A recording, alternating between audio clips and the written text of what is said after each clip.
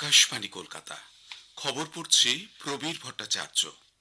আজকের বিশেষ খবর হলো, কেন্দ্রীয় মন্ত্রিসভা আসন্ন আদমশুমারিতে জাতিভিত্তিক গণনা অন্তর্ভুক্ত করার সিদ্ধান্ত নিয়েছে। মন্ত্রিসভা শিলং থেকে শিলচর পর্যন্ত একটি মহাসড়ক প্রকল্পের অনুমোদন দিয়েছে। আখে ন্যায্য ও লাভজনক মূল্য নিশ্চিত করতে কুইন্টাল পিছু ৩৫৫ টাকা ধার্য করেছে। প্রধানমন্ত্রী নরেন্দ্র মোদীর সভাপতিত্বে ৪৬তম প্রগতি বৈঠকে ৮টি গুরুত্বপূর্ণ প্রকল্পের অগ্রগতি পর্যালোচনা করা হয়েছে। প্রধানমন্ত্রী আজ মুম্বাইতে world audio visual entertainment summit ওয়েবসের উদ্বোধন করবেন। বাংলাদেশে সুপ্রিম কোর্টের আপিল বিভাগ গতকাল রাষ্ট্রদ্রোহ মামলায় চিন্ময় কৃষ্ণ দাস ব্রহ্মচারীকে জামিন দেওয়ার হাইকোর্টের আদেশ স্থগিত করেছে। চেন্নাইয়ে গতকাল আইপিএল এর ম্যাচে পাঞ্জাব কিংস 4 উইকেটে চেন্নাই সুপার কিংসকে পরাজিত করেছে। আজ রাজস্থান রয়্যালস মুম্বাই ইন্ডিয়ান্সের বিরুদ্ধে খেলবে। আসছি বিস্তারিত খবরে। কেন্দ্রীয় মন্ত্রিসভা আসন্ন আদমশুমারিতে জাতিভিত্তিক গণনা অন্তর্ভুক্ত করার সিদ্ধান্ত নিয়েছে। প্রধানমন্ত্রী নরেন্দ্র মোদীর পৌরোহিত্যে রাজনৈতিক বিষয়ক মন্ত্রিসভা কমিটি এই বিষয়ে সিদ্ধান্ত নেয়। গতকাল নতুন দিল্লিতে মন্ত্রিসভার বৈঠকের পর তথ্য সম্প্রচার মন্ত্রী অশ্বিনী বৈষ্ণব একথা জানিয়েছেন। তিনি বলেন, আদমশুমারি একটি কেন্দ্রীয় বিষয়, যদিও কিছু রাজ্য ও রাজনৈতিক বাধ্যবাধকতা থেকে নিজেরা অস্বচ্ছভাবে জাতিভিত্তিক গণনার কাজ করেছে, যা সমাজে সন্দেহ সৃষ্টি করছে। সব দিক বিবেচনা করে এবং রাজনীতি যাতে দেশের সামাজিক বিন্যাসকে নিয়ন্ত্রণ করতে না পারে তা নিশ্চিত করতে কেন্দ্রীয় মন্ত্রিসভা জাতিভিত্তিক গণনাকে আদমশুমারির সঙ্গে যুক্ত করেছে বলে শ্রী বৈষ্ণব জানান। প্রধানমন্ত্রী নরেন্দ্র মোদীর নেতৃত্বাধীন সরকার সমাজ এবং দেশের স্বার্থ রক্ষায় বদ্ধপরিকর বলেও তিনি জানান।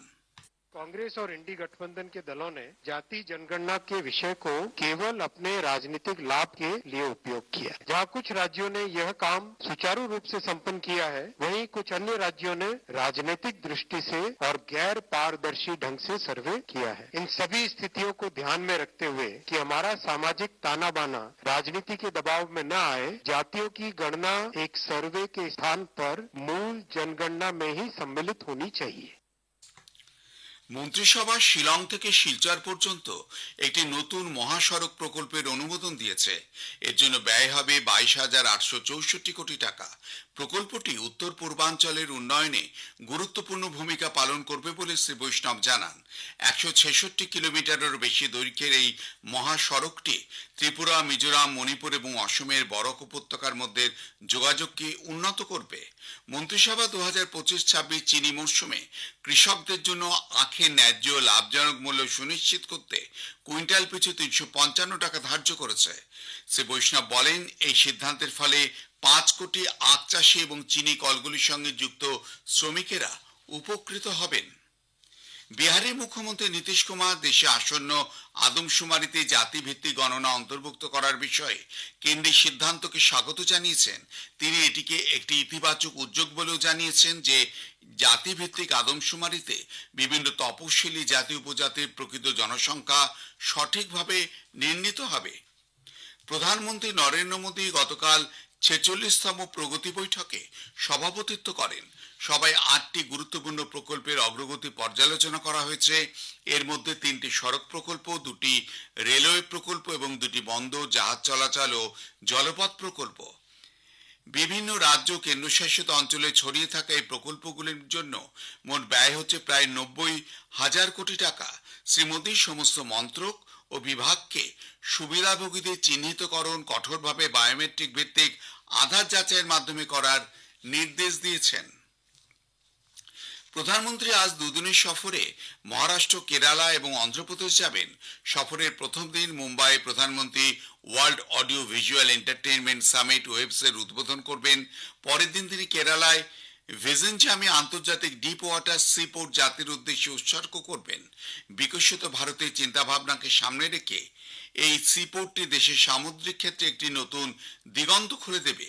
এরপর শ্রী মোদী অমরাবতীতে 58,000 কোটি টাকারও বেশি মূল্যের একাধিক প্রকল্পের উদ্বোধন ও শিলান্যাস করবেন। তিনি অন্ধ্রপ্রদেশের 7টি জাতীয় হাইওয়ে প্রকল্পেরও উদ্বোধন করবেন। খবর শুনছেন আকাশবাণী কলকাতা থেকে।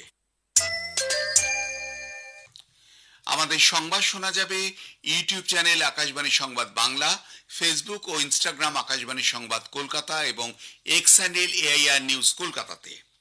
এবার ওয়েবসের খবর।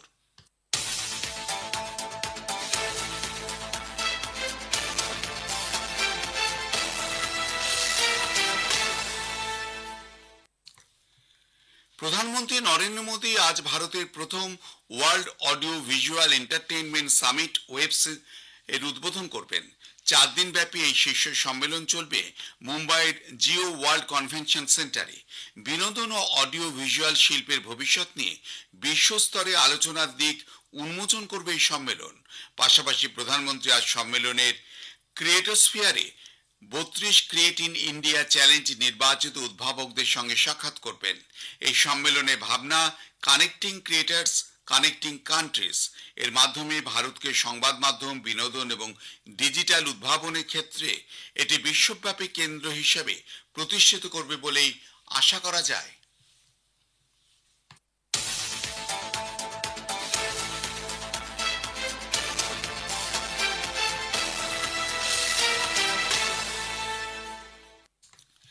প্রতিরক্ষামন্ত্রী রাজনাথ সিং আগামী 9 মে রাশিয়ার বিজয় দিবস স্মরণের কুচকাওয়াজে যোগ দিতে মস্কো যাবেন।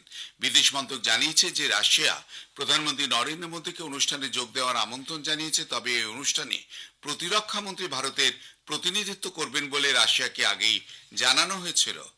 ভারতীয় সেনা সামরিক অভিযান বিষয়ক মহানির্দেশক ডিজিএমও পাকিস্তানি ডিজিএমওর সঙ্গে কথা বলেছেন এবং নিয়ন্ত্রণ রেখা বরাবর পাকিস্তানের পক্ষ থেকে বিনা প্ররোচনায় কোনো রকম নিয়ম লঙ্ঘনের ব্যাপারে সতর্ক করেছেন। প্রতিরক্ষা সূত্রে জানা গেছে, পূর্বস্থাপিত সামরিক হটলাইনের মাধ্যমে দুপক্ষের মধ্যে কথা হয়েছে। ভারতীয় আধিকারিকদের পক্ষ থেকে বিষয়টিকে বিনা প্ররোচনায় পাকিস্তানের পক্ষ থেকে যুদ্ধবিরতি লঙ্ঘন বলেও উল্লেখ করা হয়েছে। বাংলাদেশে সুপ্রিম কোর্টের আপিল বিভাগ গতকাল রাষ্ট্রদ্রোহ মামলায় বাংলাদেশ সম্মিলিত সনাতন জোটের মুখপাত্র প্রাক্তন ইসকন নেতা চিন্ময় কৃষ্ণ দাস ব্রহ্মচারীকে জামিন দেবার হাইকোর্টের আদেশ স্থগিত করেছে। বিচারপতি রেজাউল হক সরকারি আপিলের শুনানির জন্য তারিখ নির্ধারণ করেছেন। এর আগে বিকেলে হাইকোর্ট মামলায় চিন্ময়কে জামিন মঞ্জুর করেন বলে United news of Bangladesh UNB জানিয়েছে। বিচারপতি আতোয়ার রহমান এবং বিচারপতি আলী রেজার বেঞ্চ এই আদেশ দেন। আদেশের পরপরই বাংলাদেশ সরকার আপিল বিভাগের বিরোধিতার আবেদন জমা করে। অতিরিক্ত অ্যাটর্নি জেনারেল ব্যারিস্টার অনিক আর হক হাইকোর্টে আদেশ স্থগিত করার পক্ষে যুক্তি দেন বলে ইউএনবি জানিয়েছে। এরপর শীর্ষ আদালত হাইকোর্টের রায়ের সার্টিফাইড কপি প্রকাশ না হওয়া এবং নিয়মিত লিভ টু আপিল আবেদন দাখিল না হওয়া পর্যন্ত জামিন স্থগিত করে। উল্লেখ্য, চেম্বার আদালত স্থগিতাদেশ জারির সময় চিন্ময়ের আইনজীবী উপস্থিত ছিলেন না।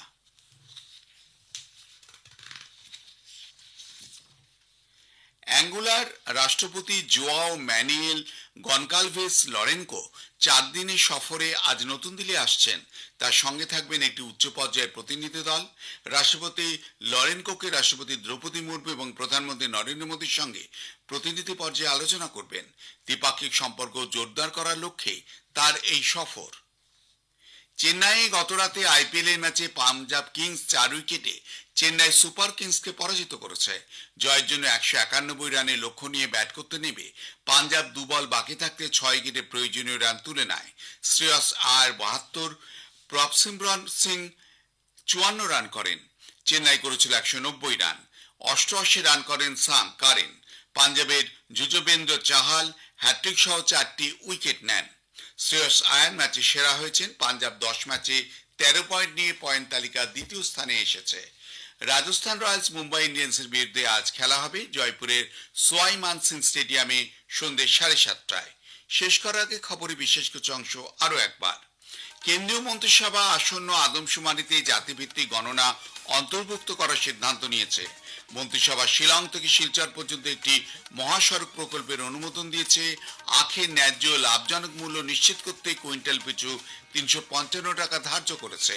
প্রধানমন্ত্রী নরেন্দ্র মোদীর সভাপতিত্বে 46তম প্রগতি বৈঠকে 8টি গুরুত্বপূর্ণ প্রকল্পের অগ্রগতি পর্যালোচনা করা হয়েছে।